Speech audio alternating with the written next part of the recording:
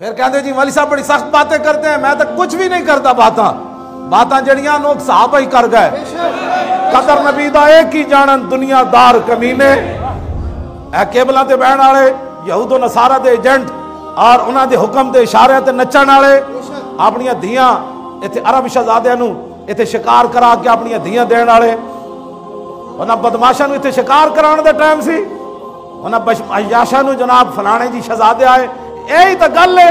اسلام میں شہزادیاں تا تعلق ہی کوئی نہیں. تائیں تے اسلام کسی دے وارث کوئی نہیں. آج یہ تے کسے شہزادے تا تعلق نہیں. اسلام تا اتنا ڈاڈا ہے 36 لاکھ مربع میل دے حکمران ہومن حضرت عمر تو پھر بھی چھت پہ وند لگے کپڑے پوا دیندا. ہاں جی او تے جناب سکی روٹی کھوا دینا حضرت عمر نو. او کیڑے عیاش شہزادے جے کہ جناب تے رحیم یار خان تساں انہاں دے محل بنا کے عیاشو نالے انہاں دے کول شکار کرواندے ہو نالے انہاں دے عیاشیاں کراندے ہو. انہاں شہزادے نو بھیجو تے شام وچ مسلماناں دا قتل و خون ہو رہا. انہاں نو بھیجو برما وچ اوتھے جا کے دیکھو مسلماناں دا حال. ایسے عیاش ہو پھر کہندے ہو جی نہیں جی ہمارے تعلقات ہیں. دلال ہو تسی گھراں دے.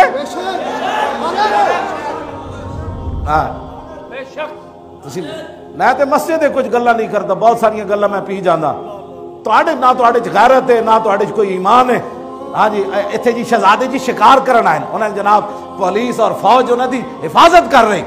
عیاشاں دی حفاظت پولیس اور فوج کرے اور ناموس رسالت دے جڑے مجرمن انہوں نے تسی کدے نہیں نپیا. انہوں دی بلکہ تسی خود حفاظت کرنے ہو. گل میں کیوں جی انہیں عالم لوہار گل کی پترو گل انج ہے. ہاں جی قدر یوسف دا معلوم ہویا. عالم لوہار گل بڑی وڈی کر گیا. کہنے لگا قدر یوسف دا معلوم تو مراد معلوم ہویا. قدر یوسف دا معلوم ہویا بھائیاں مصر گیا نو. بھائی جدو بھائی مصر اچ گئے پھر کہنے لگے انک لانت یوسف. اس ویلے جی زلیلو کہنا تو اے ساڈے نبی سمجھنا قدر نہیں کیتی اسی انہاں دی. قدر یوسف دا معلوم ہویا بھائیاں مصر گیا نو تے قدر نبی دا معلوم ہو سی قبراں وچ پیا. جدن سارے مٹی پا کے آ جانا ہے پترا اس دن پھر پتہ لگے گا کہ تو لوگوں دے کہن تے رسول اللہ دی عزت تے کیوں نہ پیرا دیتا. تو تنخواہ کھا دیا. چودھری جے رسول اللہ نے پوچھ لیا قبر وچ اور چودھری اور کونسلر اور ایم پی اے اور ایم این اے اور 10 اس دین واسطے تو لوگ میں ایتھے پتھر مارے اور اس دین واسطے تو میں ایتھے مٹی چاہی اور اس دین واسطے تو میں خود تلوار لے کے میدان وچ گیا اور اس دین واسطے تو میرے نواسے نے اپنی گردناں کٹا دیتیاں اور اس دین واسطے تو میرے چاچے نے جگر کلیجے کٹوا دیتے.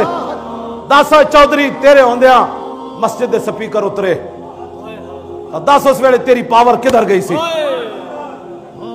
یہ مت کوئی سمجھے کہ جناب اسا بچ جانا ہے. قدر نبی دا معلوم ہو سی قبراں وچ پیانو. اس دن رسول اللہ نے پوچھا کہ 10 مالدارا صدیق اکبر دا سارا مال اسلام نو دیتا تو زکات بھی کدی نہیں سی دیتی. ہاں آج انسان بڑھو سارے. ہاں آج حضور واسطے کرو. اس میں وہ نہ ہوئے کہ رسول اللہ قبر وچ فرما دینے تو میرا امت ہی نہیں. اس وقت تو ڈرو. گل رسول اللہ نے دین نال غداریاں کر دیو. ہر بندہ اٹھ کے دین دا رازدار ہے.